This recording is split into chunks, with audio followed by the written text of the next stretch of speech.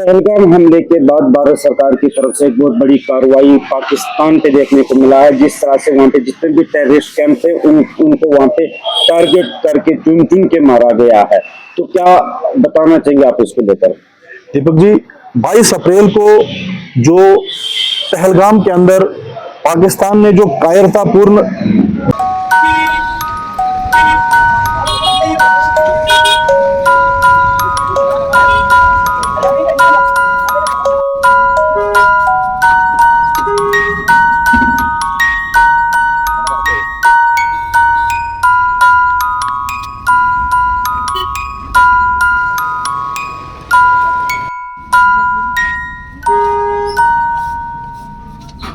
जो एक कृत्य वहां किया था, जिसमें हमारे पर्यटक वहां जो छुट्टियां मनाने के लिए वहां आए थे, उनको वहां मारा गया, उनको वहां शहीद किया गया, और जिनका कोई कसूर नहीं था, निर्दोष लोगों को वहां मारा गया था।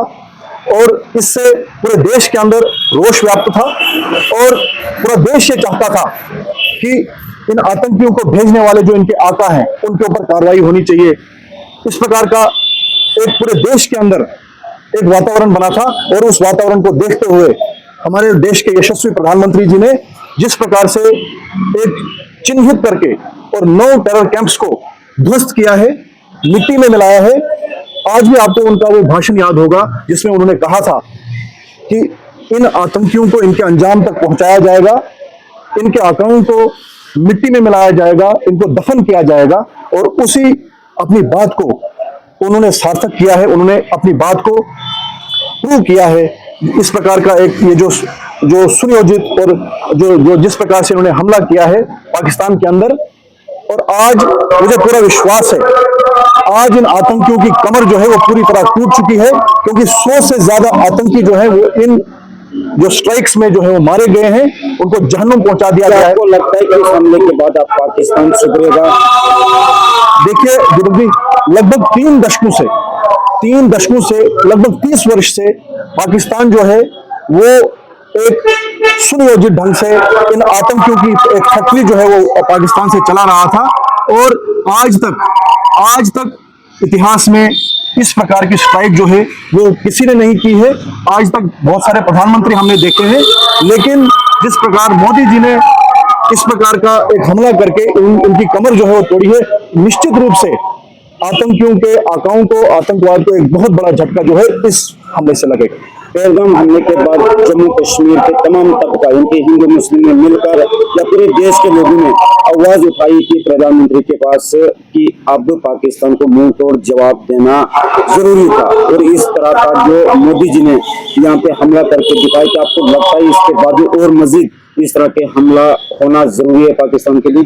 बिल्कुल, आपने आज हमारे पूर्व आर्मी चीफ नरवणे जी का ट्वीट देखा होगा। उन्होंने कहा है कि ये तो सिर्फ अभी ट्रेलर है, पाकिस्तान जिस प्रकार की भाषा में समझेगा उसी भाषा में उसको जवाब दिया जाएगा।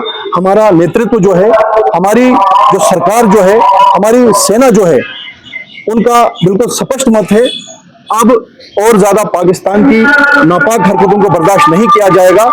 जिस भाषा में वो समझेगा उसी भाषा में उसको जवाब मिलेगा। इस हमले के बाद आम लोग क्या चाहते हैं? किस तरह का लोगों में इस हमले के बाद मतलब एक किस तरह का मैसेज देखने को मिल रहा है? जिस प्रकार लगभग 20-25 वर्षों से आतंकवाद का दौर जो है जम्मू कश्मीर ने देखा है, किश्तवाड़ का और जम्मू कश्मीर का हर नागरिक जो है वो चाहता है कि इस आतंकवाद के ऊपर एक कठोर प्रहार जो है वो होना चाहिए, एक निर्णायक जंग जो है वो लड़ी जानी चाहिए। और वही निर्णायक जंग जो है वो हमारी सरकार लड़ भी रही है।